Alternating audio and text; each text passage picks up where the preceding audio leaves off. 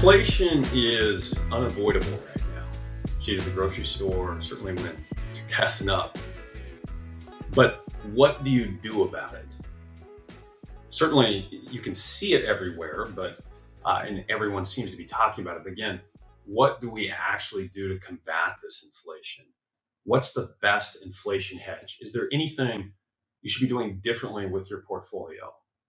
That's what we're going to talk about today. My name is Mike MacKelvie. I'm a certified financial planner with Mariner Wealth Advisors. I'm joined by Valerie Escobar, who's also a certified financial planner with Mariner Wealth Advisors. This is Your Life Simplified. Good. Valerie, how are we Just doing? got back from visiting my family in Northern Virginia.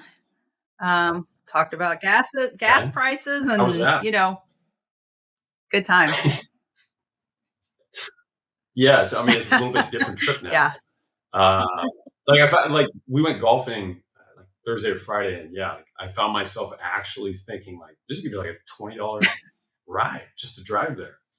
But yeah, inflation it's at a 40-year high, and it seems like the media they have just the luxury of every month getting a new 40-year high. Like that headline has been around for 6 months now, right? Hey, new 40-year high in inflation, new 40-year high in inflation in July, in June, in May, right? So what's going on here, Valerie? How did we get here? Well, I think the best way to start is just what on earth is it, right? So what is inflation? We won't bore you with the whole econ conversation about exactly the different types of measures, but on a high level, it's effectively how much it costs to buy stuff. The CPI, Consumer Price Index, is the most commonly quoted form of inflation, the way that we quantify it. And really, it's just that the government agencies will go out and say, okay, what are the baskets of goods that people need, that people buy to live their everyday lives? And so for Americans, housing expenses like rent and mortgages, that's the biggest portion of the CPI. So we combine all of those, and then the government agencies just track that every year. And how much did it cost last year to buy that gallon of milk versus this year? And so, historically, that always goes up and up. Sometimes it goes down. It goes, it does move around quite a bit.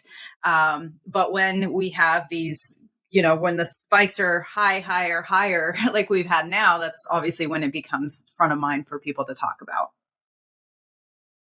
Yeah, certainly. And you're reminded virtually every expense that you incur that there's some substantial inflation there. So, yeah, as far as like how we got there, really got here, the progression really was, money was obviously injected into the system via the stimulus.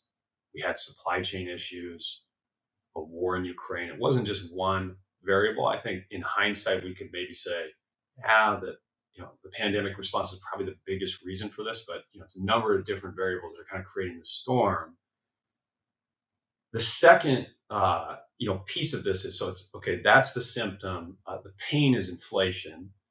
And really the response, this third, kind of, I guess, reaction is the Fed tightening to stall it. And it's this third point, this response, that is really the reasoning why we're seeing this correction in the market. It's not necessarily because we're incurring a recession. I think, you and I, Valerie, have talked about this. It's important to highlight that the market's a future value mechanism. So that correction is taking into account the possibility primarily of a recession. So when you see economic headlines that say, unemployment goes up a little bit, I'm not saying that's happening, but if you were to see something like that and you don't see the market go down that day, it's entirely possible the reason for that is the market has priced it into effect because of the possibility of recession in the future, right? So I think those three kind of steps, again, hey, symptom being what really caused this,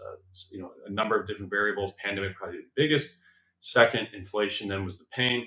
Third, the progression was the Fed tightening, and that's what's causing this correction. So, what's historically normal for inflation?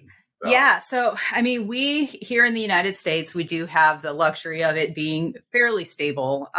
If we look at it from 1960 through last year, the average rate was 3.8%. And it's been as high as 13% here in the United States. And one thing I try and do is tell clients to keep in mind, what. Yes, it is a little bit painful what's going on here, but let's look at in other places in the world. I don't know if you remember what was going on in Zimbabwe in 2008. If you had gone to vacation there, but do you know? And you can take a wild guess. What was the annual inflation that year? Percentage wise. Oh boy. Is it Oh triple yeah, digits?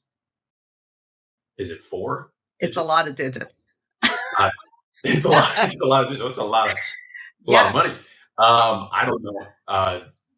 400 or 500%. So this is what, and you can't even fathom this, 500 billion% at one point in that year. So if you had, I don't know what the currency was called, but if you had one of those at the beginning of the year, by the end of the year, you had to have 500 billion of that to buy whatever it was you were buying. Yeah, so completely unstable. You might as well just burn your bucket of money for heat as opposed to trying to pay for heating. And so which people have done. Yeah. So for, that country, they had to give up their currency, just completely unstable. Right. And so here, we're not anywhere near that, 200% inflation would be unheard of for us. And so, that 3.8% average rate of return, or I'm sorry, average inflation rate is more reasonable. We are much more used to the 2%, that we've had for quite a while, but 2021 we had 4.7%, and then what's our today's number, Mike? Where are we at year over year? We keep seeing all the inflation. Well, the most recent one was over 9. Yeah, right? I believe it was 9.8 for June, another 40-year high. Yep. But yeah, and that's the problem with it, is it makes it difficult to plan for, right? So when there's that much volatility, you think from like the lending perspective, there's risk premiums, different things that lenders are taking into account, and borrowers. High inflation benefits the borrower, which makes the lender a little bit more nervous about borrowing or lending. Sorry. Right. So yeah, there's some significant challenges there as to why you wouldn't want volatile inflation from an expectation standpoint, but also just the high inflation. And I think the natural question, again, as we mentioned at the beginning, is, well, what do you do about it? Mm-hmm.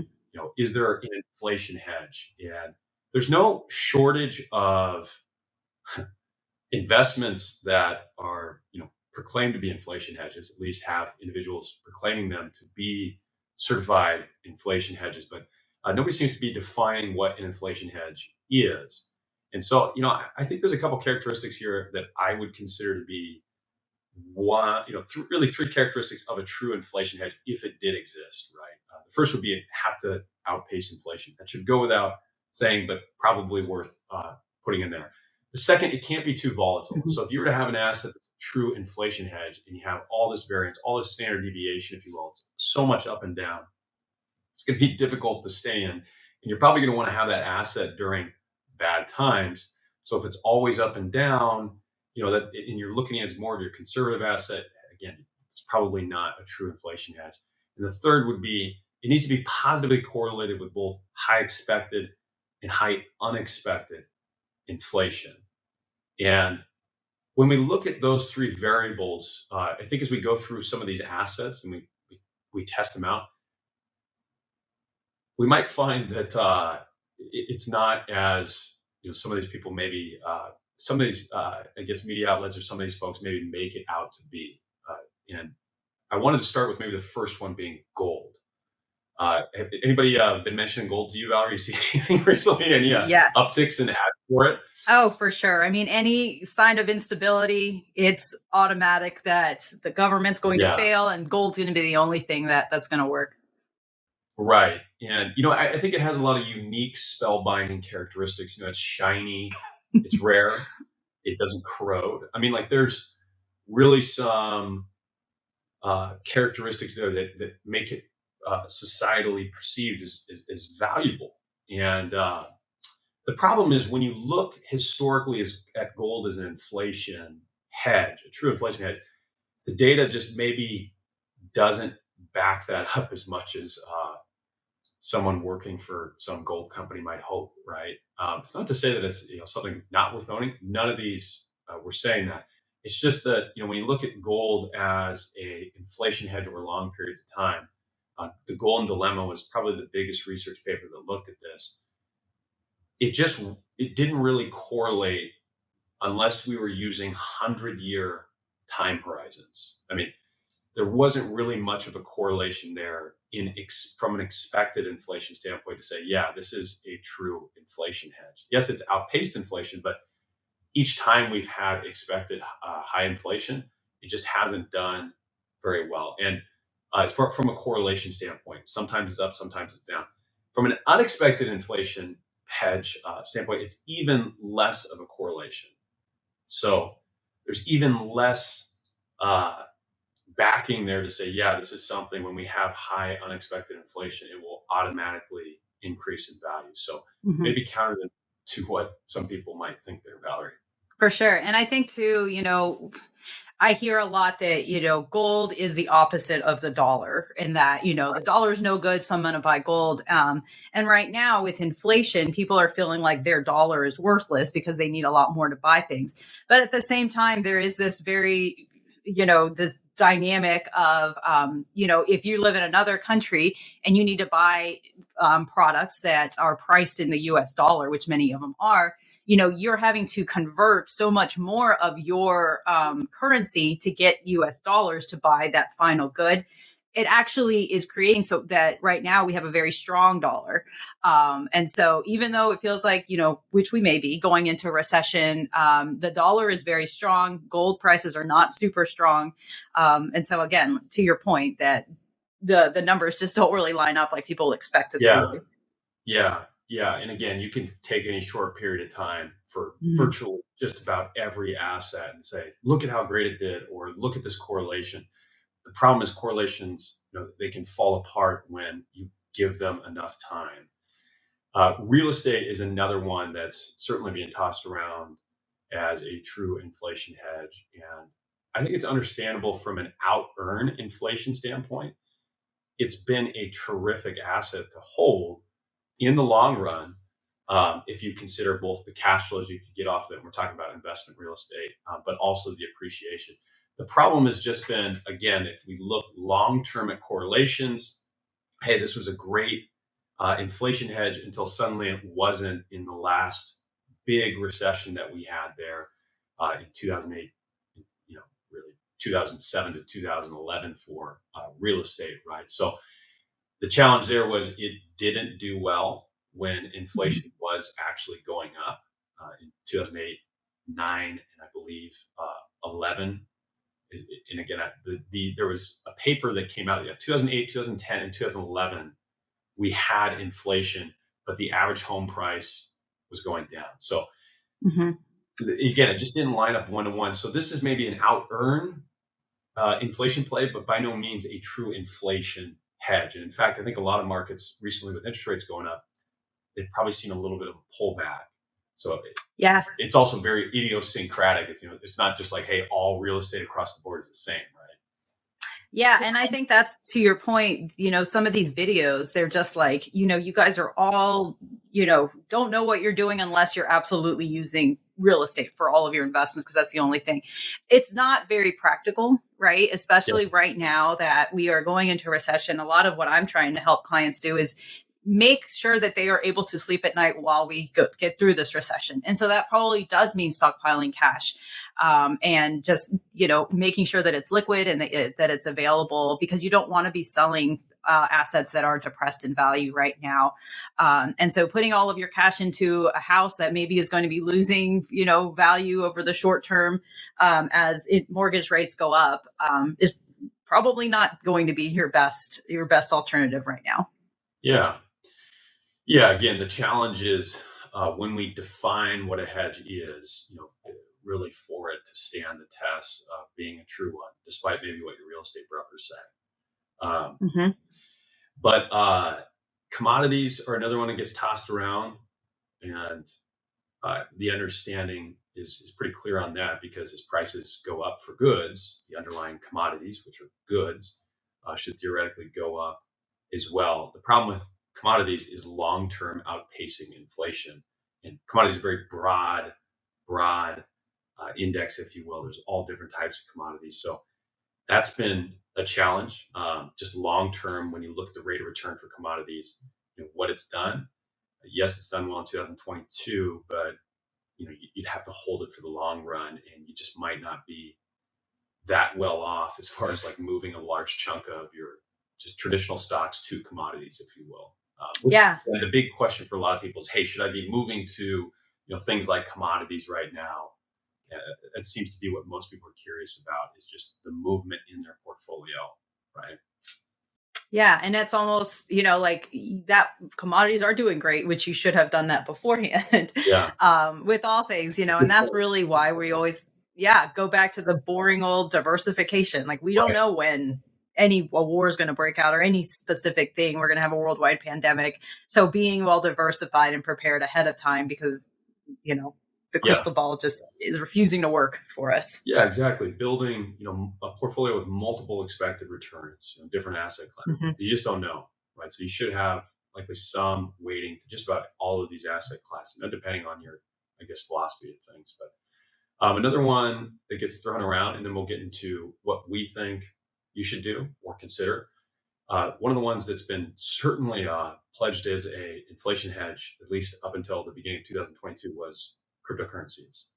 And this primarily has to do with the supply of it being limited, right? So there's only so many coins, if you will, for example, for Bitcoin. There's only so many. So there's a limited money supply, whereas they can print more money. And you think, okay, well, wouldn't that mean that the value of this just goes up automatically? Just because there's a limited supply does not mean that that's the only variable. People still have to obviously want to hold the asset and invest in the asset, which if we look at Bitcoin, for example, the biggest was down, I think, over 50% year to date, certainly more than other asset classes. So I'd say it's failed that inflation hedge test with its first real brush of true inflation. Again, I'm not saying that none of these aren't worth considering. It's just that when we really put that inflation test up there, crypto has not shown to be a true inflation hedge under that definition, right? Yeah, agreed on all points. Yeah, we're not going to comment too much on that. Certainly people out there that know more than I do about crypto. I'll leave that to the experts. All I know is I don't see the data that shows it's a true inflation hedge. So let's talk about what you should do, Valerie. I know you had a couple points here. Yeah, for sure. So of course, interest rates are inflation is going higher, which means everything costs more. So what we are trying to do is fight that. And one of the ways that one of the tools that we have is the Fed can raise interest rates. So making it more expensive to go out and buy things. So mortgages, for example, it's more expensive to get a mortgage. Therefore, housing prices are coming down because not as many people can buy them, which is great, right? If you're in the market to try and go and buy a house.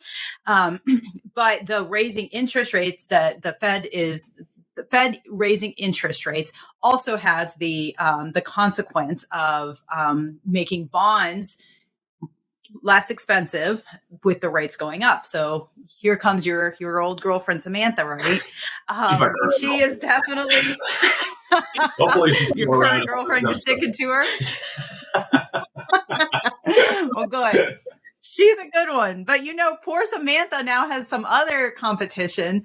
Tara Tips and Aisha the iBond. What a nightmare. I know. I don't even know how you keep them all straight, all these girls that are walking around. But, Tips, this one is another type of bond. They're Treasury inflation protected securities. And what they do is that the principal of these bonds actually increases, right? When you have, based on the index, the CPI. Yeah. And so, you're whatever it's issued at, you get that 3% rate or whatever it's issued at, but then the principal can go up based on the inflation going up. Therefore, you're going to be receiving a bigger yield. So super attractive, Right. Samantha's makes it a little less attractive, but it's another, it's a tool to put in there. And similar, if we talk about I bonds, and this is something that's been coming up a ton, just because right now the current rate is 9.62% on a bond, which is super exciting for people because they're like, this is, guaranteed money, right? With bonds, when they mature, you get your principal back, whatever you put in it, you get that back. Plus you get to clip the coupon along the way. The drawback with those I bonds, though, you can only buy $10,000. So each Social Security number can buy $10,000 worth of it each year. And that one, the rate actually does change. And I think it's reset every 6 months. So it's nice. I mean, I'm saying, sure, go for it. You have to go directly to Treasury Direct. What is it? Treasury Navigate Direct. The labyrinth of the government website, which is yes. So you get to deal with the government yourself. So something to consider. Definitely, I mean, those two, I think, have definitely gained some momentum as far as just considerations because they're tied to inflation. Really, they could be argued as the only true inflation hedge, if you will. The problem is just liquidity with I bonds. You have to typically hold them for about, I think it's a year, or you pay a 3-month interest penalty. I believe it's 3-month interest penalty, but typically you've got to hold them for at least a year. And then tips, you would actually see a negative yield. And most recently, I'm not sure, but last time I checked, it was a negative yield. And the reason for that is there's zero coupon bond. And I could be wrong on that again, if it's changed in the last quarter year. But so really what you should do is, still obviously keep that well-diversified portfolio. And if you're in, like I had this gentleman the other day, I was like, well, I'm just an S&P 500 guy. I'm a big diversifier, right? And, I don't think people have a full understanding always like what being truly diversified means, right? Holding just US stocks, most, I would say investors and those that are in the field would probably say that's not truly diversified if you don't have any international exposure. So maybe reevaluate your portfolio and say, okay, hey, do I only have growth stocks? Do I not have any value? Do I not have any international? What else should I be considering? Do I not have any small cap? What about when I'm nearing retirement? Should I have any bond alternatives or bonds, right? So a lot of questions there just as far as just what should be in the portfolio. And then, something to combat it just personally is just substitution effect. Like, I see all these guys whipping around here in Seattle on these e-bikes.